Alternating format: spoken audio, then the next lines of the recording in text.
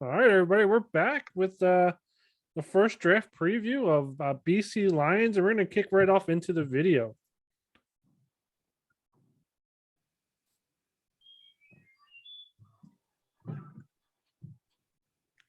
Well, actually, I think I'm going to stop sharing my screen and share it again so I can get a audio into it. Give me 1 second.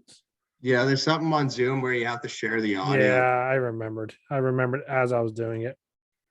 I did a presentation for my firm one time, and yeah, I blew it because I forgot to share the sound. Perfect. We're gonna go right into the video.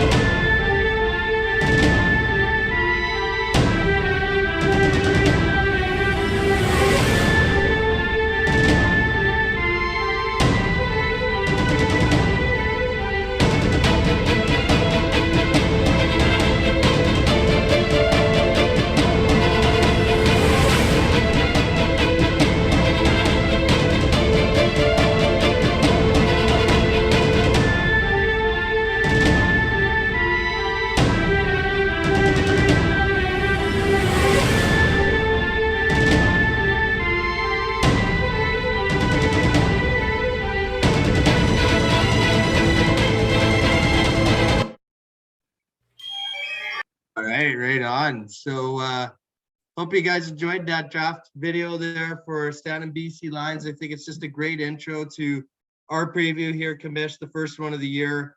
And we had our first poll question there put up on the chat. Is Stan a favorite to drop to tier 2 this year? What'd you vote, Cole? I voted yes. I think him and Bill's Mafia are the top two. I mean, there's a couple other people for the third one, but I'm not sure who exactly is that yet. But I mean, for this poll, only 7 people actually voted, and they all voted yes. We actually got a so if we can get some more votes into it, will be definitely great. But yeah, 7 people voted, and everybody voted yes. Right on.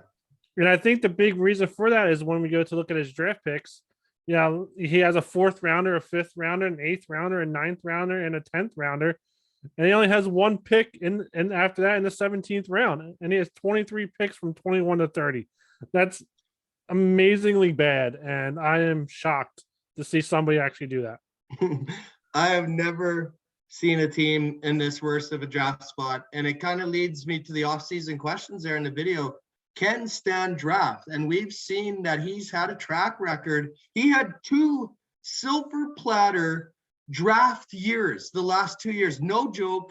The guy, I believe, had more than 20 picks in the first 10 rounds in both of those years. And in both of those years, quite frankly, he shit the bed. Yeah. So maybe he's doing the reverse psychology here. Maybe he's trying to get rid of all his picks and he's going to do good this year. Maybe that's what he's hoping for. I don't think so. I think honestly, when we see drop candidate, I think Stan is the favorite, in my opinion, to drop. I think there are obviously a couple other teams in there that are going to compete for that drop spot. But I just think, even looking at Stan's keeper quality, it's decent, right? He's got Stephon Diggs. I think he was the top 10 wide receiver. He's got TJ Hawkinson. He was doing really well before he went down. But the problem is they're not top 5 players at each position. And when you only have 5 picks in the first 10 rounds, 1 pick in the mid 10 rounds, you're done. Yeah, I mean, looking at his keepers, and they're in the video, but it's James Conner. So he's going to be number 1 running back in Arizona. You got DK Metcalf. I think he's top 5, depending on where he goes. I think he stays in Seattle. He's definitely not top 5. But if he goes somewhere where he could be the number 1 with a good quarterback, definitely top 5. Amari Cooper, I think he's going to be, regain top 10 status with Watson. Diggs, it's Diggs. He's going to get his touchdowns. TJ Hawkinson, hopefully Detroit can draft a quarterback that throws the tight ends. his keepers aren't bad. I mean, he's actually probably has better keepers than a couple other teams out there. Just doing a quick glance at them, but then you're not picking the round 4. Like that doesn't help you if you're trying to win. Yeah, exactly. I just think like when you think about just if you try to visualize what his depth is going to look like when he only has 6 picks in the first 20 rounds. Again, like how many offensive players do we have to start? We got to start 3 running backs, right? We got to start the 3 wide receivers, 2 tight ends, and then 3 WRTs. So 3 flex spots essentially. He has 5 keepers. So, I mean, he literally might be lucky if he has a guy like Khalif Raymond in his starting lineup, who we know was a gem last year. Again, I think for standard BC Lions, if he can survive this year, I think it's going to be a miracle. And I think it's going to open up the door for new owners, the Vet and Bills Mafia, to stick around and try to build that roster for next year and try to be competitive. Yeah, I agree. I mean, just kind of jumping a couple teams ahead since you brought up the vet.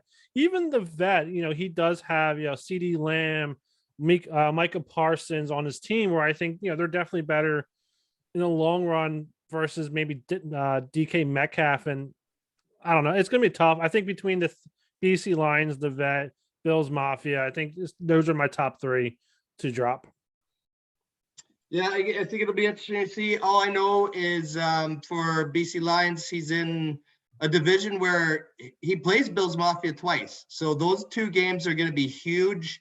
I'm fortunate enough, I feel, to have both of them in my division, and hopefully will lead to 4 easy wins. But you know what, Stan, he's had 4 seasons here.